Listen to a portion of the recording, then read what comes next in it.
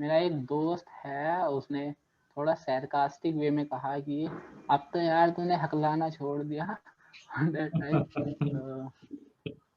एक चीज जो मुझे कुछ अलग लगी कि सिर्फ ये स्टैमरिंग ओवरकम करने के लिए नहीं था, मैंने इससे बात करना भी सीखा। मैं अब पहले मैं बात करने से हटता था, मतलब करता नहीं था, लेकिन अब जहाँ मुझे ज़रूरत हो मैं कर लेता हूँ सब कुछ। हेल्प किया मुझे इसने बहुत, and thank you sir.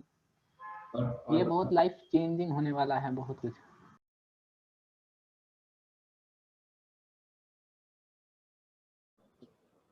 Very good morning, sir. Myself, Anukul Sisodia. Basically, I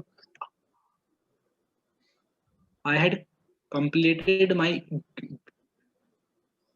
BSc in computer science, and right now I am preparing for an MCA entrance, and the expectation from this course are that ki I will be able to express myself fluently, Okay. because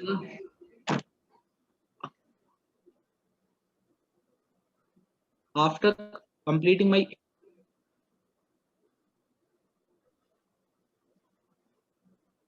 MCA, I have to work in any firm, and you know that the speaking skills are very necessary.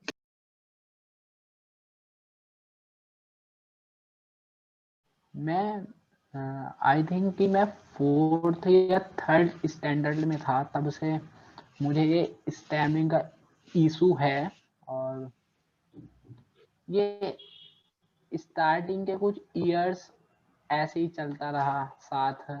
और 10th या 11th class में मुझे मैंने अपना school change किया था 11th में, तो मैं वहाँ पर नए स्कूल की कोऑर्डिनेटर मैम से कुछ बात करने गया था। तो वहाँ पे मुझे स्टैमिंग, क्योंकि मैं पहली बार किसी कोऑर्डिनेटर के या किसी टीचर से ऊपर किसी के पास में बात करने गया था, तो मुझे स्टैमिंग हुआ। और उन मैम ने मुझे बताया था स्पीच थेरेपी के बारे में, लेकिन उस टाइम ना ही ये ऐसा था कि ऑनलाइन होती थी या कुछ, या होती भी हो तो मुझे नहीं पता था। और उस टाइम मैं जिस सिटी में था वहाँ पर कुछ था नहीं ऐसा, तो मैंने वो तब के लिए छोड़ दिया। और फिर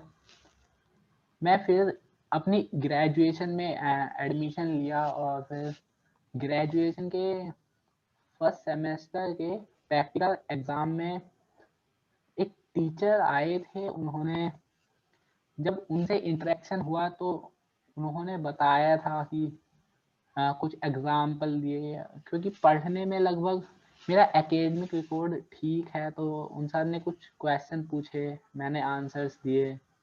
और सर ने कहा कि अच्छा है, लेकिन अगर आप ये स्टैमरिंग भी ठीक कर लोगे तो काफ़ी कुछ अचीव कर सकते हो आप अपनी लाइफ में। तो उन्होंने मुझे एक एग्जाम्पल दिया, वो ऋतिक रोशन का, कि उनको भी स्टैमिंग था और उन्होंने ओवरकम भी कर लिया। तो फिर मैंने आसपास ही वहाँ पे स्पीच थेरेपी सर्च की, तो मुझे मिल भी गई एक स्पीच थेरेपी। वहाँ पर मैंने 3 मंथ के लिए वो की। कुछ इम्प्रूवमेंट भी हुआ, लेकिन फिर वो 3 महीने के बाद वो छूट गया कुछ। फिर 2-3 महीने बाद फिर से वैसे ही हो गई। लॉकडाउन तब एंड होने को था, 22 अक्टूबर को मेरा एग्ज़ाम भी हो गया था, और उसके बाद मेरे पास टाइम था कुछ दिन का, तो मैंने सर का वो फॉर्म फिल किया। और सर का एक डेमो वीडियो था आई थिंक, और डेमो सेशन था आई थिंक 2 नवंबर या 3 नवंबर के आसपास वो था।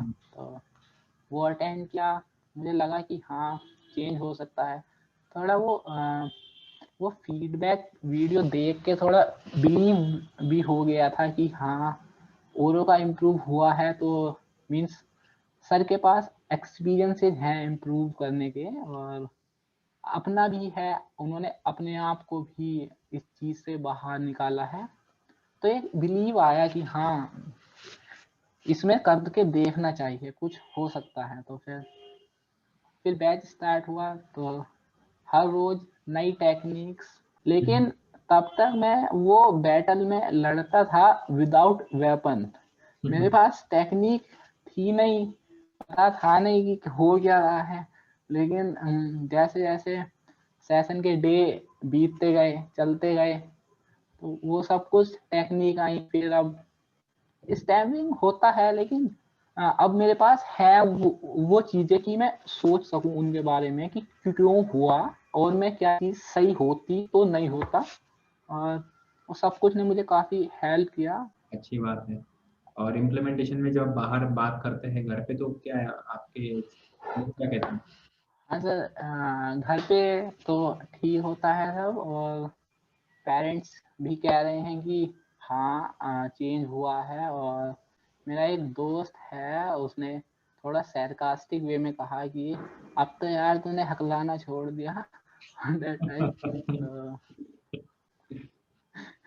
बहुत बढ़िया, बहुत अच्छा इम्प्रूवमेंट है आपका। I am very happy. Yes yes, thank thank you, you sir. Thank you.